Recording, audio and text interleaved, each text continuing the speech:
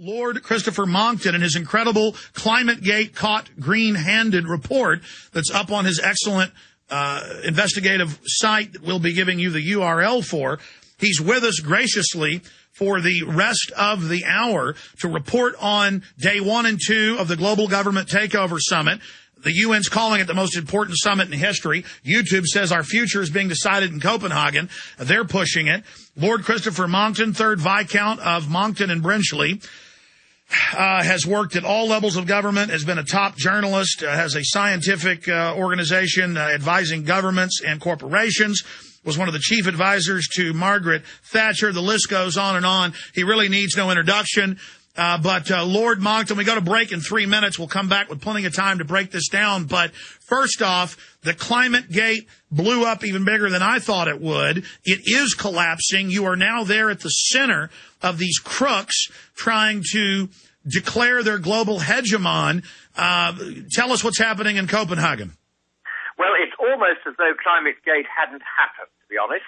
The vast majority of the world's mainstream media have still not really said what's in the ClimateGate emails. They may have mentioned it once or twice, as the BBC have, not given it anything like the coverage it deserves, given the magnitude of the draft treaty which is under consideration here. When I went into the conference yesterday to ask for a copy of the treaty, I went to the UN Documentation Centre and said, right, I want the current draft of the negotiating text. And they looked at me as though they were baffled.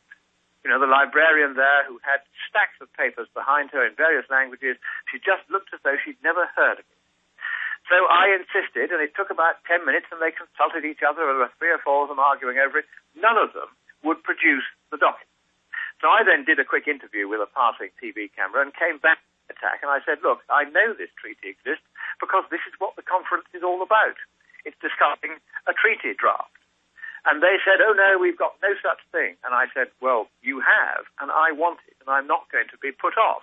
And if I am put off, there will be an international diplomatic incident.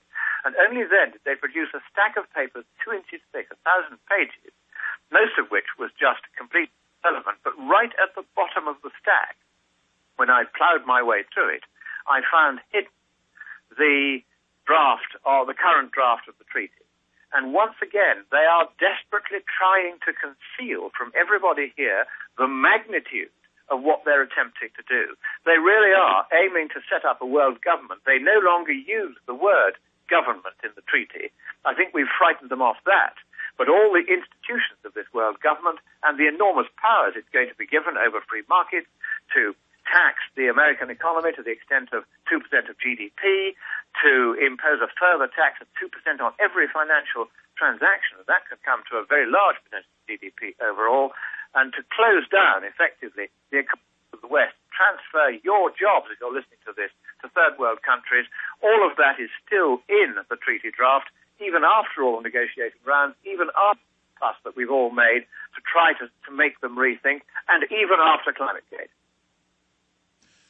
Well, this is just devastating information. So this appears to be breaking news because I've been doing searches every hour for the latest draft text, and the media was saying it wasn't released. There was this Danish text dealing with the way the taxes would be implemented. We'll find out if that's the same text you have. That's up on the London Guardian website right now. But this is massive breaking news. They're also reporting taxes on all air travel globally, taxes on all fuel globally, just a complete takeover.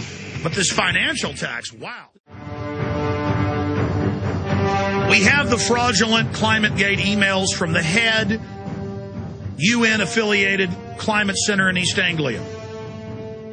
We have the fake hockey stick, the lies about the Arctic completely melting, the lies about polar bears and penguins can't swim. I'm seeing billboards all over Copenhagen saying, save the polar bears, they're going to die. Complete fraud. Big billboards of little girls saying, please don't let me drown. The most base, mindless, fraudulent information. Holdren saying 13-foot sea levels when the UN themselves says, 7 to 21 inches, and that itself based on a fraud. We have Now, Lord Christopher Monckton, because he is a member of the House of Lords, went in and demanded the latest treaty. This is breaking news. It has everything that was in the previous one and worse. You're going to hear this now breaking. We have the Danish text leaked of the architecture of this global government, how private corporate interest, IMF, World Bank, will run the system, not even the UN. So just that's got the third world now reeling, threatening to back out. The Saudis are calling for investigations. So much is happening. I'm going to attempt to go over all of this in the next 51 minutes with Lord Christopher Monckton, again, graciously joining us. So I'm going to try to just sit back, sir, and let you chronicle. You're there at Copenhagen. But also the good news, UN climate chief does say hacked emails are damaging. But as you said, they're like the cat caught with a canary in its mouth, going on about its business like it's no big deal. They're trying very, very hard to pretend that ClimateGate didn't happen. People who've come to the conference don't really know that it happened because most of the mainstream media have still really not said what's in these emails.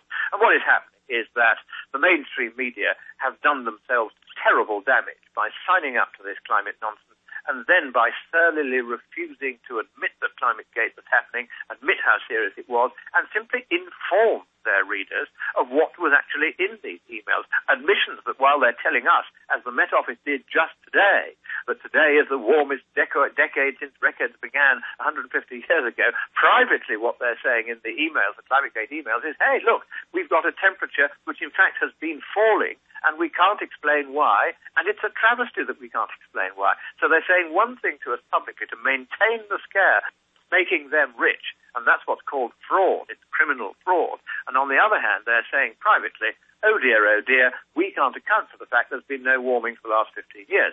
I mean, it's very serious, this disconnect between what they're saying among themselves privately and what they're admitting to us publicly. Absolutely. Talking about criminal investigations, Lord Monckton, we have Senator Inhofe calling for it, the Saudis calling for investigations, and the Saudis have pointed out the United Nations, the progenitor of this fraud, they can't run the investigation.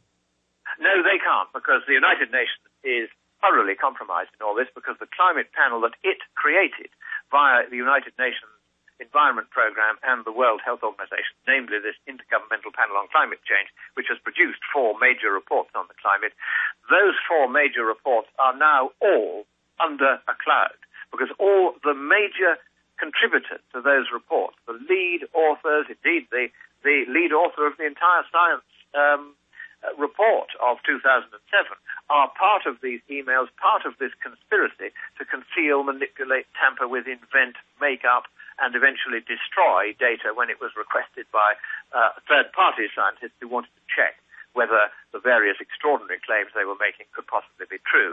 It's a very, very serious matter, and there's no way the UN can be allowed to do this. I think this has got to go to district attorneys in the United States, and it's got to go to the police and the Crown Prosecution Service in the United Kingdom. It's already gone to the Information Commissioner because there are plain admissions in emails there over the years that they have been planning to avoid disclosing information to other scientists, which is contrary to the scientific method, as well as contrary to UK freedom of information law. But the final seal on that freedom of information thing is the email in which one of the people concerned wrote to all the others and said, you must destroy all your emails relating to our participation in the 4th assessment report of the United Nations Climate Panel in 2007, because we're being asked for it by another scientist under the Freedom of Information Act, so you must destroy it. That email clearly constitutes a serious criminal offence for which the highest possible level of financial penalty is allowed for by the Freedom of Information Act 2000. And the person who wrote that email, whom I won't name on the air because it's not fair to him, he is now going to face criminal charges. He is, I think, going to be indicted, convicted, and he won't be imprisoned because we don't imprison people yet for these offences. I think the law's going to have to change in the light of this. But he will certainly be subjected, as will his institution, to a very large financial penalty indeed, and quite rightly so. Well, you're a member of the House of Lords, the upper chamber of your parliament, for those that don't know, Lord Christopher Monckton. Are you saying that the inside information that you're getting from government is that he will be prosecuted? No, because because the government would be most improper if it were to involve itself anyway in whether or not to prosecute somebody. That is a function entirely of the Director of Public Prosecutions, who is an official who has to be independent of government. And also, I myself, although a member of the House of Lords, do not have the right to sit or vote. That was taken away. No, I understand, but I'm saying you're saying you believe he will be charged, or you're I think it is certain that he will be charged. I myself, together with Professor Fred Singer, who founded the U.S. Satellite Weather Service many years ago, have written an official complaint to the Information Commissioner asking him to look into this, as has one of the people who had made a Freedom of Information request. Now, the person who made that information request has been answered. We have not yet been answered. And if I don't get an answer in the next few days, and as soon as I get back from this Copenhagen conference, I will be arranging for questions to be put down in the House of Lords about why the Information Commissioner isn't doing his job and replying to his correspondence.